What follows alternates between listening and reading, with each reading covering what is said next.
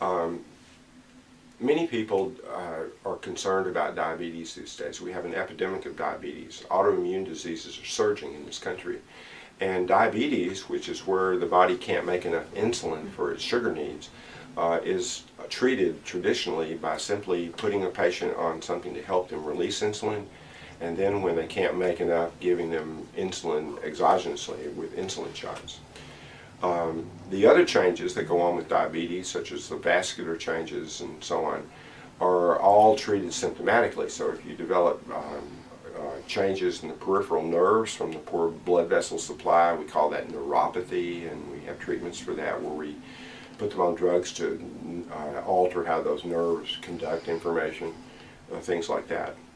And that's what traditional diabetic treatment is about. And we know they have a higher risk of things like heart disease and hypertension and stroke.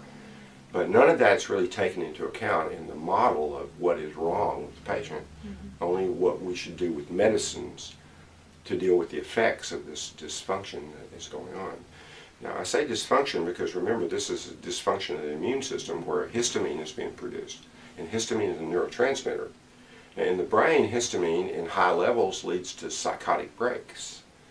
And it's because histamine as a neurotransmitter says, keep looking.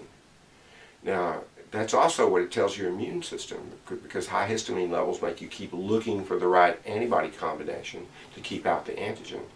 But the histamine levels also tell the adrenals to keep cortisol up, because we're going to need sugar to fight this infection. And that's where diabetes and the gut come together.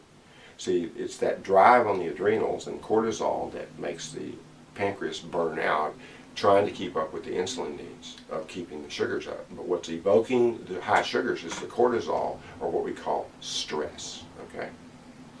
Now, if you find ways to reduce the histamine coming into the bowel through better digesting the food with digestive enzymes, which is why the pancreas puts out more digestive enzymes when it puts out insulin, because this is the feedback system to turn off the immune stimulation that's causing the cortisol to be high, that's making the insulin needs go up. So suddenly the bowel's function in diabetes becomes different, because a food allergy or an infection or an imbalance of the bowel flora can provide the histamine drive that keeps the immune system stressed. When my children were little, when my son Lucas was playing Little League and was 12 years old, one of his teammates developed type 1 diabetes. And at the point that I first got involved in helping Nick, he was on 45 units of insulin. Having only a limited number of patients that I'd ever seen when they first came down with juvenile diabetes, much less having this information about immune dysfunction to approach them with. What I did with Nick was we did food allergies, and we cultured his stool, and we did the normal things to straighten out his bowel flora and reduce the antigen stimulation from foods. And sure enough, we were able to get his insulin needs down to 5 units a day, but we were not able to get him off insulin.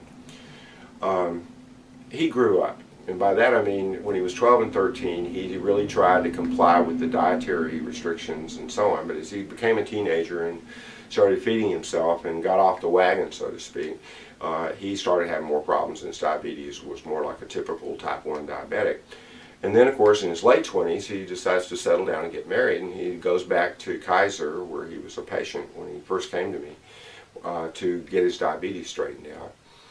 Well, in the testing that they did there at Kaiser, what they found was that he was not a type 1 diabetic. He was making insulin, and so they quibbled over whether it was a type 1 or type 2 that was misdiagnosed. And there's even a theory in the medical literature that sometimes they're not really going to be a type 1, they're type 2s, and so on.